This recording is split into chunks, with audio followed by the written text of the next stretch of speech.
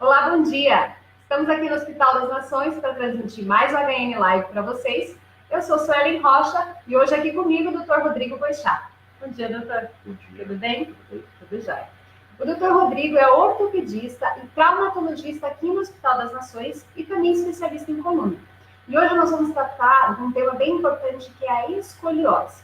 Então, doutor, as perguntas vão entrando aqui para a gente, nós já temos algumas perguntas que chegaram anteriormente para nós, e daí nós vamos bater um papo, ok? Então tá. Doutor, então no primeiro momento, explica para a gente o que é a escoliose. A escoliose, assim, o conceito médico do ortopedista, ela é um desvio da coluna lateral e que envolve também a rotação das vértebras da coluna.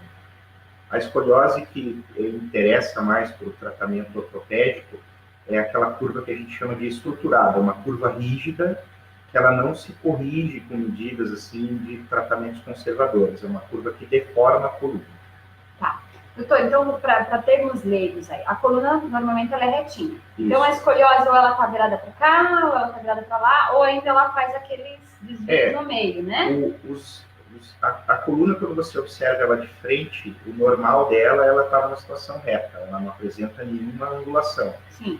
Tem uma prevalência geral na população de curvas leves de até 10 graus nessa incidência de frente. Uhum. Então, isso é pouquinho, isso não é considerado doença.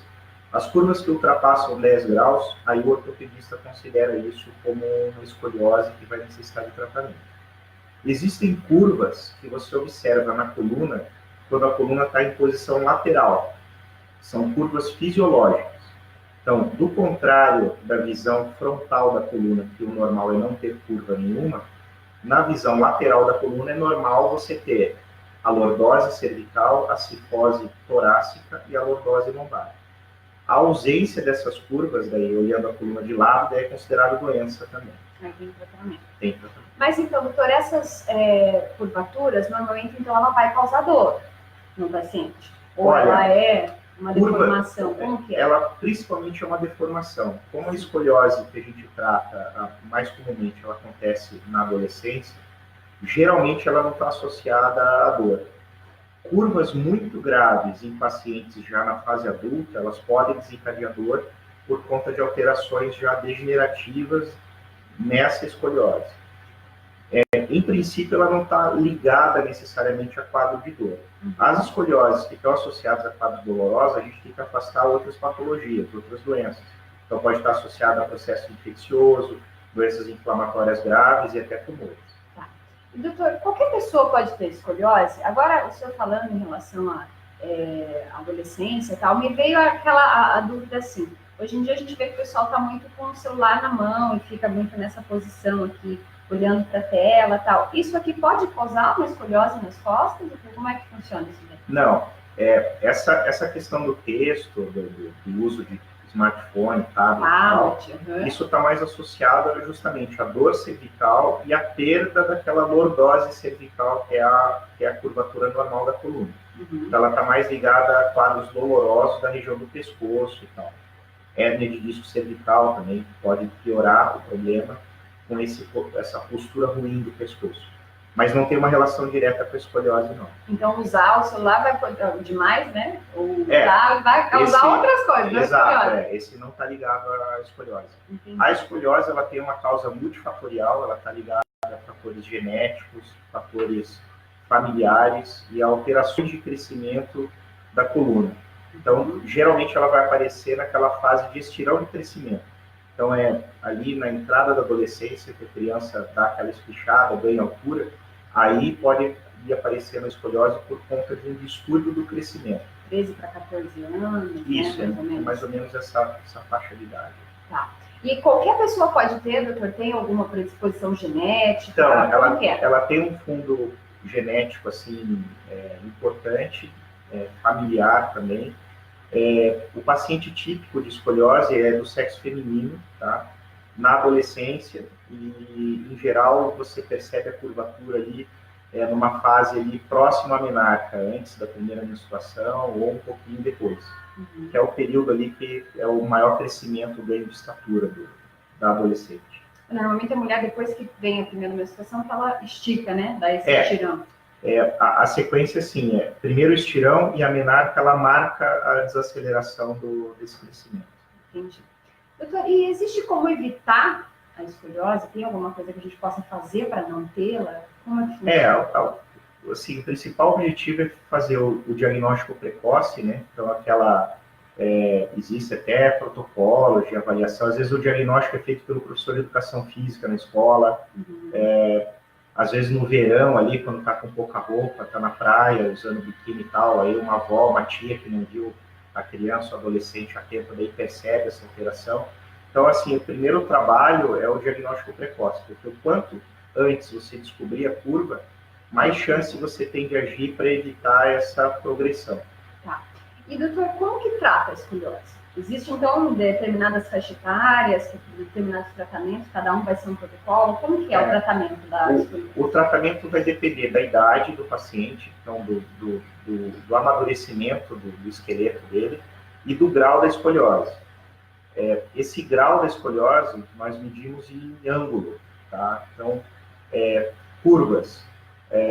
Aí é mais ou menos assim, curvas assim, até 10 graus você só observa, curvas ali na faixa entre 20 e 30 graus, você vai fazer o tratamento num paciente que tem potencial de crescimento, você vai usar os coletes que ajudam a segurar essa curva. O principal objetivo do colete é não deixar a curva progredir, não deixar a curva aumentar.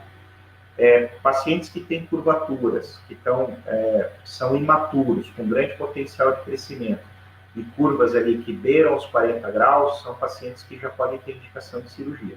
Ou pacientes já com maturidade esquelética, com curvas que ultrapassam 45 graus, também vão ter indicação de cirurgia. Por que se indica cirurgia nesses ângulos mais elevados? Porque você tem uma chance de depois, mesmo na fase adulta, ter uma progressão dessa curvatura, estimada em mais ou menos 1 grau por ano. Então, você imagina, um paciente que terminou o crescimento, entrou na fase adulta com uma escoliose de 60 graus. Nossa. Se ele for ganhar 1 grau por ano, em 20 anos, Está com 60 graus. Mais, né, imagina, está torto. Exatamente. Uma deformidade. E, doutor, como que é esses casos cirúrgicos aí? Como que é o tratamento? É um tratamento muito longo, a pessoa vai se afastar do trabalho por muito tempo, quando é mais adolescente vai ficar fora da escola, como que funciona o trabalho da parte cirúrgica? A cirurgia da escoliose é uma cirurgia grande, trabalhosa, e ela tem que ser desse jeito por conta dos objetivos que você está querendo alcançar. Então, com a cirurgia é possível, primeiro objetivo, você parar, estabilizar a coluna e interromper a progressão da curva. Segundo objetivo, hoje com a evolução dos instrumentos, dos instrumentais, das ferramentas para fazer a cirurgia, você consegue corrigir a curvatura, então trazer a coluna para uma angulação praticamente dentro do normal. A cirurgia longa e extensa, ela exige um internamento razoavelmente prolongado comparado com as demais cirurgias. Às vezes vai fazer transfusão de sangue e tal, porque você faz uma cirurgia praticamente na coluna toda. Mas hoje, você com a evolução toda que teve da monitoração, da medula na cirurgia, dos instrumentais, dos dispositivos que você tem para fazer as correções, você faz essa cirurgia com razoável segurança. Em geral, pacientes assim, que estão na adolescência, que estão em período escolar, a gente acaba operando no período justamente de férias escolares. Então, meio do ano, julho, ou final do ano, ali, dezembro e janeiro. Dezembro e janeiro é melhor porque fica mais tempo em casa ainda para se recuperar, né? E posterior, ele vai usar um colete, vai ter todo um trabalho de fisioterapia? Existe essa equipe multidisciplinar atuando nessa? No pós-operatório da cirurgia de escoliose, a fisioterapia já começa no hospital durante o internamento. Então, já é feita fisioterapia respiratória, a gente recomenda o paciente sair do leito, caminhar, tudo isso vai ajudar na recuperação. Depois, ele pode fazer também um trabalho de fisioterapia para ganhar musculatura, porque com a cirurgia, essa musculatura ela é agredida mesmo. Sim. E isso, a reabilitação vai ajudar a recuperar. Depois que acontece o processo de cicatrização da cirurgia, como é uma cirurgia muito longa, isso ocorre mais ou menos em 1 ano e pode levar até 2 anos. Aí a gente libera o paciente para a prática esportiva.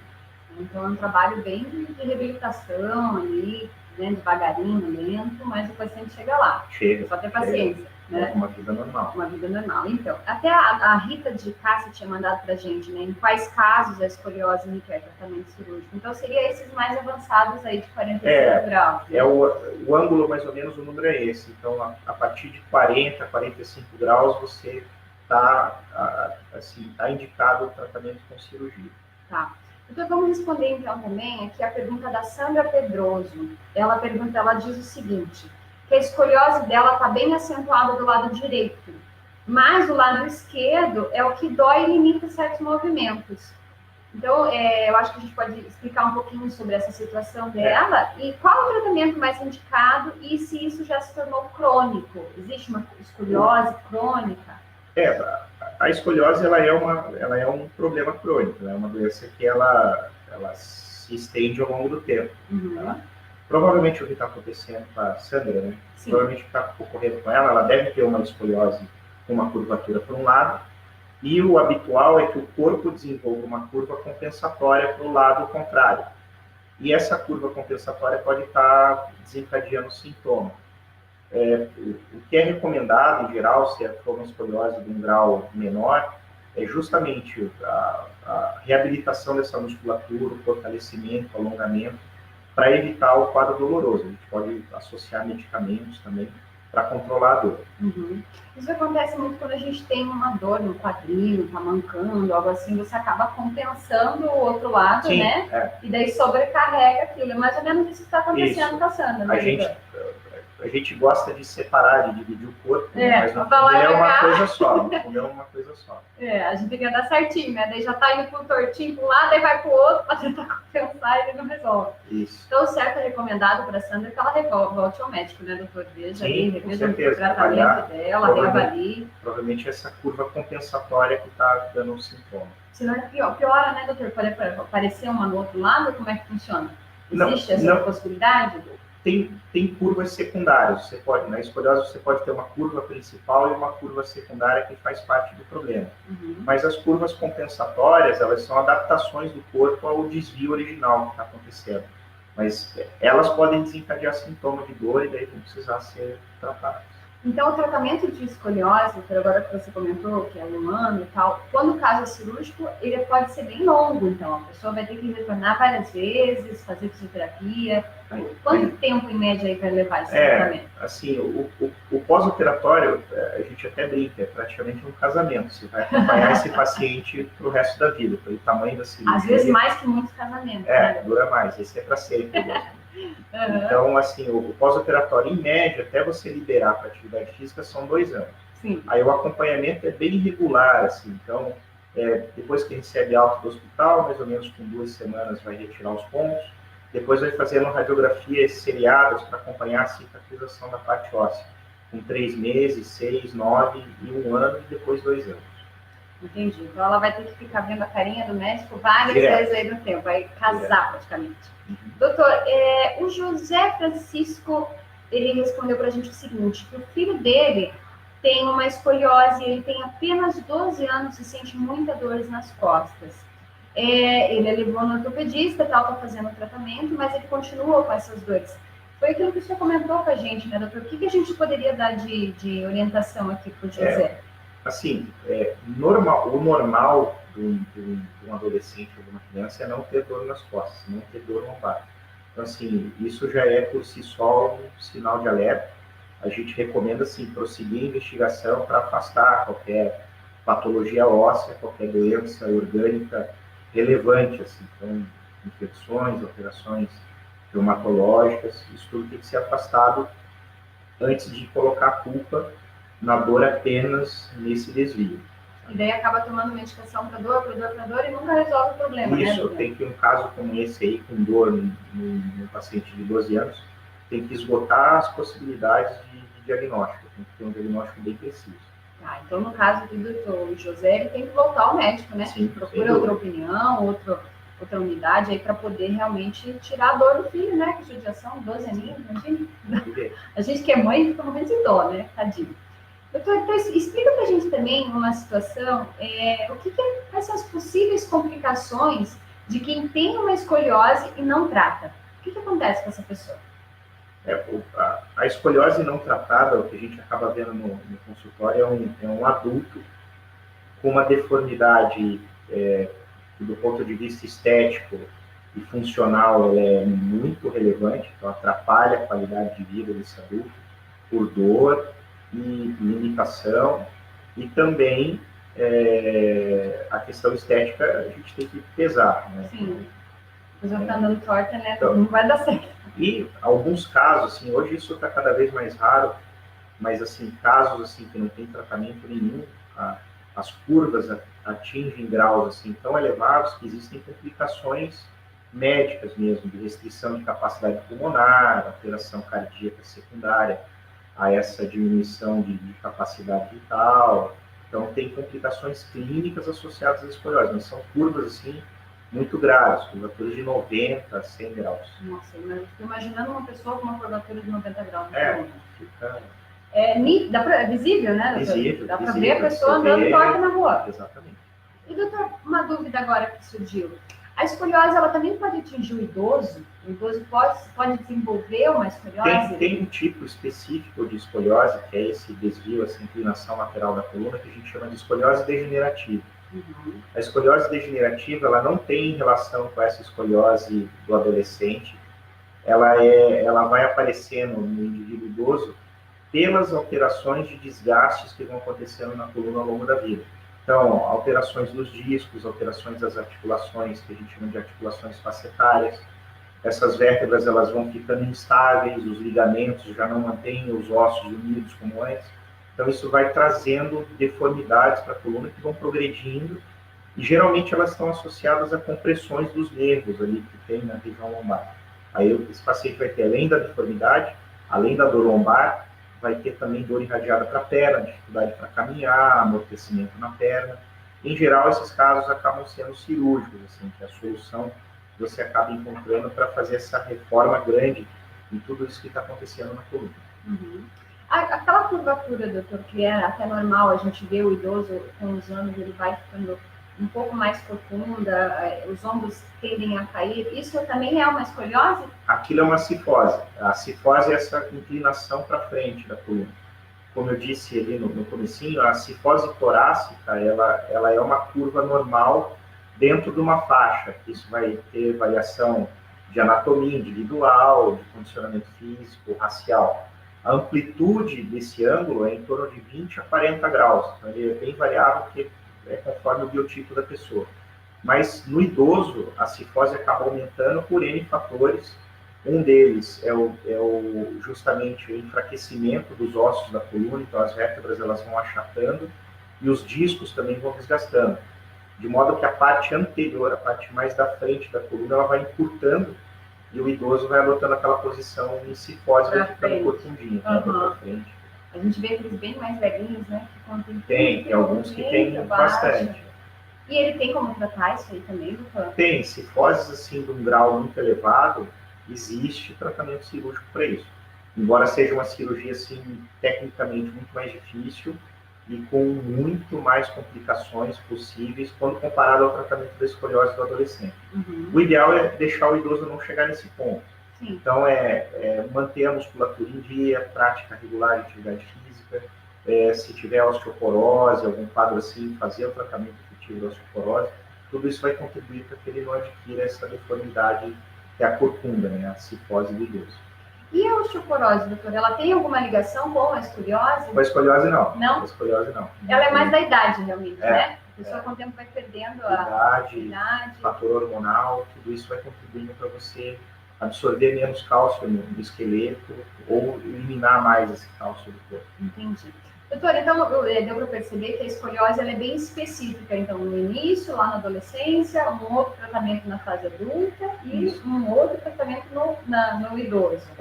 Existem alguns sintomas para a pessoa saber que ela está com escoliose, ou pelo menos para ela, eu acho que eu devo estar com alguma coisa, preciso ir a um ortopedista? Em geral, assim, quase sempre é uma terceira pessoa que vê pouco esse paciente que vai perceber o desvio, como aquele caso do adolescente no verão, na piscina, na praia. Bota lá. Às vezes a pessoa percebe em fotografia que ela nunca fica alinhada, nunca fica certinha, está sempre o ombro mais elevado e tal. Eu fico imaginando a Você tá me cena, arrumando. assim, né? A gente se arrumando, a gente tá aqui se olhando, tá se arrumando. Imagina a pessoa que tá sempre assim, né? Sim. Deve ser desconfortável também, né, doutor? Sim. Com o tempo vai ficando, interferindo no social também, né? Sim, tem toda a questão Estética, né? também, que isso a gente isso tem um peso. Doutor, agora vamos falar veio uma dúvida aqui na cabeça, porque enquanto a gente está conversando, minha cabecinha fica aqui pensando. Uma dúvida bem sobre coluna. Doutor, existe aquela história, a gente costuma ver bastante, ouvir, as pessoas falarem que pela manhã nossa altura é diferente do final do dia. Isso é um fato? Como que é? A nossa coluna, ela estica mais de manhã, depois ela vai ajudando ali? Como que funciona isso? Existe? É mito? Existe. Os discos da coluna, eles são estruturas assim que lembram amortecedores, e eles têm uma substância dentro que são proteoglicanos. Essas substâncias, elas absorvem água, elas funcionam como uma esponja. Então, assim, quando você está numa situação de repouso, está deitado, a tendência é que a água retorne para esse amortecedor. O fluido hidráulico, ele retorna para dentro do disco. Então, quando você está em repouso. E aí, quando você acorda, levanta, começa a ficar na posição sentado ou em pé, você vai submeter esse disco à carga, ao seu peso, à gravidade, tudo isso. Sim. E aí, durante o dia, esse líquido que está no disco, ele vai saindo novamente. Então, ele funciona como uma esponja. Ao longo do tempo, essa esponja ela vai desgastando, é justamente a desidratação do disco. Mas, assim, por isso que, justamente, a pessoa mais jovem, ela tem uma altura e lá... Quando fica mais velha, diminui, ela né? vai ter outra. Mas, durante o dia, assim, talvez a gente não chegue a perceber, não tenha como medir, assim, exatamente. Mas, por conta dessa fisiologia, o somatório de todos esses discos acaba dando uma diferença. Doutora, eu diminui 3 centímetros. O senhor acredita? Eu tinha 1,63 m quando eu era jovem. Eu lembro que na escola a gente fazia aquelas aulas e a professora ia lá, media, pesava, né? E agora eu tenho 1,60 m. E eu só tenho 34, doutor. Então eu já diminuí 3 centímetros em 30 anos. O disco, ele... É assim mesmo? Na segunda década da nossa vida, ele já começa a perder água. Então o senhor já diminuiu em 5. Já. Então tá bom. Doutor, acabou as nossas perguntas de hoje. Quero saber se o senhor quer deixar algum recado em relação à escoliose para quem está nos assistindo, para quem vai assistir depois, algum alerta, alguma coisa que a gente precise falar para quem está nos assistindo em relação a essa doença. Acho que é perceber o desvio, tá? Principalmente em crianças e adolescentes. Então, às vezes, o primeiro diagnóstico não é nem com o médico ortopedista, nem com o especialista de coluna. Às vezes o diagnóstico é com o professor de educação física, às vezes é com uma tia que não vê aquela criança, aquele adolescente ao tempo, na avaliação física na academia, onde mais que pode acontecer assim. Acho que é o pediatra, que é o médico que vê essa criança direto, que acompanha. Né? Então, assim, perceber algum desvio de coluna, ter uma avaliação do médico ortopedista, porque, como a gente pode perceber aqui nessa conversa curta, a escoliose ela tem muitos detalhes, muitos meandros, ela é um assunto muito amplo. Então, a principal função do médico é separar o joio do trigo, aquela curva que vai ser grave, daquela que não vai ser, aquela que vai exigir um tratamento assim, mais trabalhoso e aquela que vai só exigir um acompanhamento simples. Tá certo, doutor.